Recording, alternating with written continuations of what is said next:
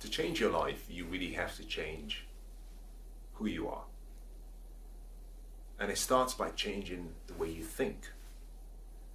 You see, in the next few minutes, I want to just perhaps spend some time explaining why how you think is really the key to your success.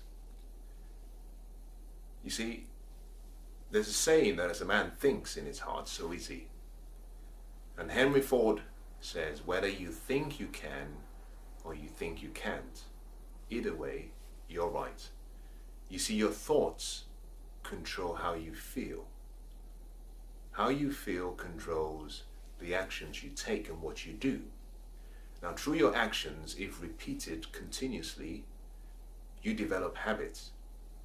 And your habits really are like a crystal ball that decide the quality of your life. That through your habits, you can predict the future you have. And the reason is because your habits influence your attitude and form your character. So through your habits, you develop your attitude and your character towards life. And your character is really who you become. And the product of your character are the results and the outcomes of your life. So really, to change the outcomes and to change your life, you really have to start by changing how you think.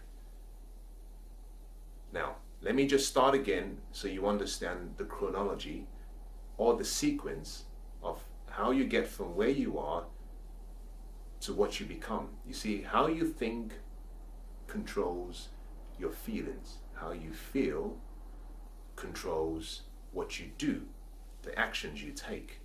What you do and the actions you take, if repeated, develop into forming your habits. Your habits influence your attitude towards life and towards people, but it also determines and forms your character. And your character always produces what you have in life. Your character forms and fashions the outputs, the results in your life. So to change your life, you have to change the way you think. Now, how do you start? Now, in my opinion, it doesn't just stop with the way you think. You always have to ask yourself the question, what is the lowest common denominator? Now, it's easy to say change the way you think, but very few people actually really understand where to start. You see, to change the way you think, you have to change your focus. Your focus changes how you think. Now, think about this. To change your focus, there are 3 ways you can do this. The first way of doing this is through questions. A simple way is to ask yourself questions. Now, I try to do this every single morning, and I would recommend you try this, which is every morning when you wake up, find a piece of paper and just ask yourself 5 questions. 5 general questions, and then journal the answers. Now, questions are powerful because questions are a different way of thinking. When you're asking questions, you're thinking. You see, you cannot move away from a thought or a dominant thought. You can only move towards another thought. It's called the process of displacement. You substitute one thought for another. That's a good example. If I said to you, for example, whatever happens, I don't want you to think about a red Ferrari. Now, you already have in your mind the image of a Ferrari. Now, if I keep saying to you, stop thinking about the red Ferraris, whatever you do, do not think about the red Ferrari. Now, no matter how much I keep re-emphasizing that statement, all your mind is going to do is hold on to that dominant thought. Because the mind always moves towards a dominant thought. The only way you can actually get rid of that thought is for me to displace that thought with another thought. Now, if I said to you, for example, do you have a white handkerchief? Or do you have a white towel? Now, something unique happens.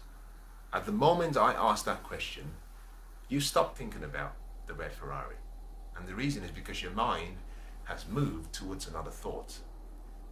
It's moved towards, you cannot get rid of a thought, you can only move away and towards a new thought.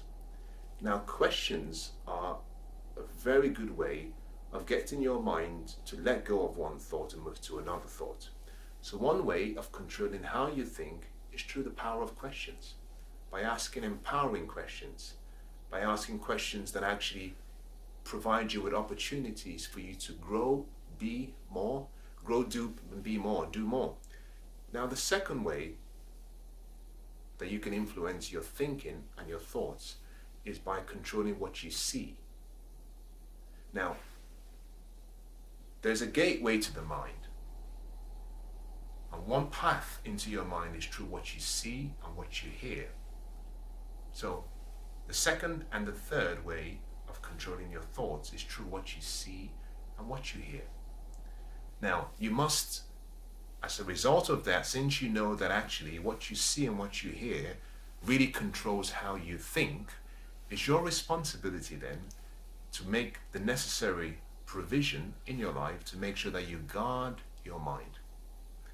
You see, every day you have a lot of sensational information all over the place. You have distractions, you have negative information and news, but it's your responsibility to manage your mind, because unless you protect your mind, the information is flowing into your mind. And because the information is flowing into your mind, it's affecting how you think subconsciously. Now, because it's affecting how you think and it's gotten into your mind, it now dominates your focus. Now, focus is so important, and let me explain how powerful this is. Now, focus is so important that in the American Super Bowl game, that a company would pay close to $5 million for a 30-second Super Bowl commercial. $5 million for 30 seconds.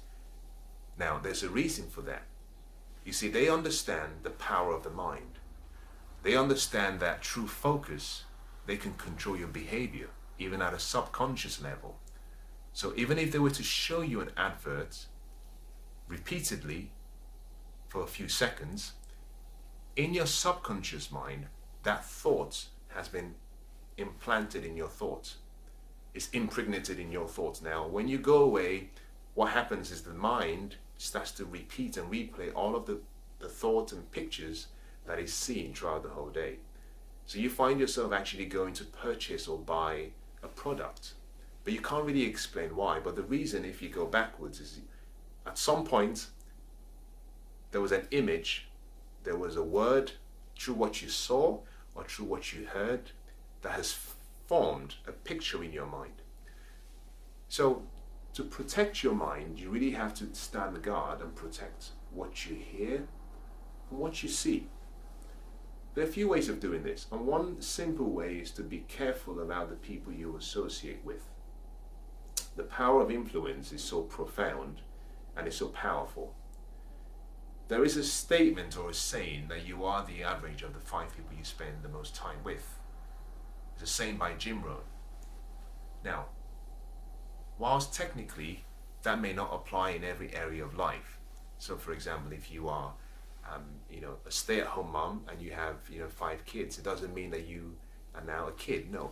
What it simply means is that the people you spend the most time with have influence, and most of the influence is often very subtle, that they will influence the way you think and the way you behave if you're not careful. And therefore, one of the strong, and I believe the most powerful ways of controlling how you think and controlling your life is to be selective about people you allow into your life. People you allow into your life by association, either by influence, and people you spend time with. Because the people you spend time with will influence your life. 10 years from now, your life will be the same, with the exception of 2 things: the books you read and the relationships of the people you allow to influence you. So it comes back to the same genesis of the whole discussion, which is what you hear, what you see, and the questions you ask yourself really controls how you think. How you think would always influence how you feel. How you feel will control what you do, the actions you take. The actions you take, if repeated regularly, will form habits. Some will be good, some may be bad. Your habits will inform your attitude towards life and will fashion your character. And your character is who you really are. And unfortunately, if you have a good character, fortunately, if you have a good character, you become a person of influence. Unfortunately, if you develop a poor character, you become a person who is not really influential or successful. So to really change your results in life and to change the outcomes in your life, always start by changing your thinking. You see, successful people think differently. In some cases, they think completely opposite to the rest of the world, but they think differently. To be successful, try not to focus on what you do. Start by asking yourself, how do I need to think? Because by your thinking, you form your beliefs, you form your philosophies. And one of the fundamental keys to success is having good philosophies. Life changes not by listening to someone or watching someone do something interesting or copying what someone has done. Life really changes through the process of educating yourself, through the process of actually empowering yourself with more knowledge, acquiring wisdom. And wisdom does something. It influences how you think. To change your life, change how you think.